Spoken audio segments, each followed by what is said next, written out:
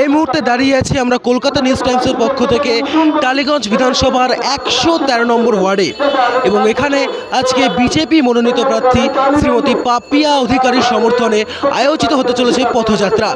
সম্পূর্ণ exclusive coverage দেখার জন্য চোখ রাখুন কলকাতা নিউজ টাইমসের পর্দায়।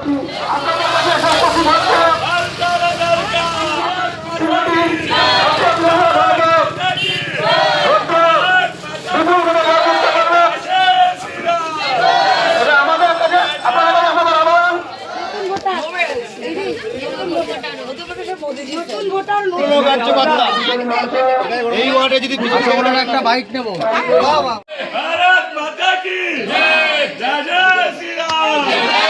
দলটা আমার মার ভোটটা কনফার্ম করিয়ে আসলাম। টালিগঞ্জকে সেবা করার সুযোগ পায়। আমাদের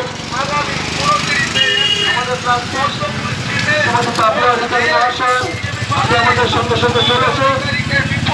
আপনারা ওনাকে আশীর্বাদ করে যাতে তিনি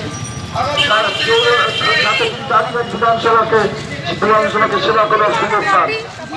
প্রথমবার টালিগঞ্জ বিধানসভায় প্রার্থী রূপে দাঁড়াচ্ছেন, কি বার্তা দেবেন টালিগঞ্জের মানুষদের জন্য? টালিগঞ্জের মানুষদের জন্য একটা সুস্থ সমাজ যাতে গড়ে তুলতে পারি, ভয়হীন দুর্নীতিমুক্ত একটা সুস্থ স্বচ্ছ সমাজ, একটা গভর্নেন্স যাতে গড়ে তুলতে পারি, সেই জন্য আমার এত প্রচেষ্টা। সারাদিন সারা রাত পুরো কাজ করে চলেছে। দেখা যাক, আমাদের সমবেত প্রচেষ্টায় নিশ্চয়ই আমরা জয়ী হব। আচ্ছা দিদি, বাংলা ইন্ডাস্ট্রিতে বর্তমান সময় আর পরোক্ষভাবে নয়, বলা চলে প্রত্যক্ষভাবেই প্রশাসনিক যে সরকার, তাদের একটা প্রকোপ দেখা যাচ্ছে। এটা সিনেমা ইন্ডাস্ট্রি কতটা ক্ষতি হচ্ছে? ভীষণ ক্ষতি হচ্ছে। বাংলা ছবিকে তো এখনও ইন্ডাস্ট্রি হয়নি, ট্রেড করি আমরা, ট্রেডিং। তো বাংলা ট্রেডের যা অবস্থা করে দিয়েছে এখন এই সমস্ত সিন্ডিকেট রাজত্বে, তাহলে তো কোমায় চলে গেছে মোটামুটি। এখান থেকে তাকে বার করতে হবে। কোমা থেকে অনেক পেশেন্ট বেরিয়ে আসে, পেশেন্ট বানিয়ে দিয়েছে এখন আমাদের টালিগঞ্জ ফিল্ম ট্রেডকে, পেশেন্ট বানিয়ে দিয়েছে। এটা করতে হবে, এটা নিতেই হবে। এটা তুমি যদি না করো তুমি সাসপেন্ডেড, তুমি যাও, তুমি শুধু সাসপেন্ড নয়, তুমি একেবারে যাও, চলে যাও, এখান থেকেই বেরিয়ে যাও। এইসব ফাসিস্টিক অ্যাটিটিউড আমরা সহ্য করতে পারছি না। এই সব কিছুর জন্যে আরেকবার আমাদের বিজেপি সরকার যদি সারা ইন্ডিয়ার মধ্যে অন্তত 22টি স্টেটে, সেজন্য এখানেও আরেকবার বিজেপি সরকার আসুন, এইখানেও আমাদের মধ্যে ছড়িয়ে দিক আলো।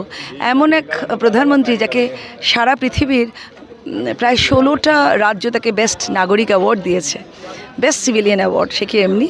মানুষের মধ্যে নানা রকম আছে গুণ, সেই গুণ ছড়িয়ে পড়ুক, তার গরিমা ছড়িয়ে পড়ুক, এবং বাংলা আবার নতুন করে বাঁচে। দিদি, শেষ প্রশ্ন আপনার কাছে। পশ্চিমবঙ্গে পরিবারতন্ত্রের রাজনীতির সূচনা ঘটেছে, আমরা বলা যেতে পারে তৃণমূলের হাত ধরে। সেটা রাজনৈতিক কাঠামোর জন্য কতটা ক্ষতিকর? ওদের নিজেদের ছাড়া ওদের কোনো চিন্তা নেই। তুমি, আমি, আমরা আর আমাদের সঙ্গে যারা রয়েছেন তাদের, অন্যদের কোথায় কি হলো তারা জাহান্নামে যাক।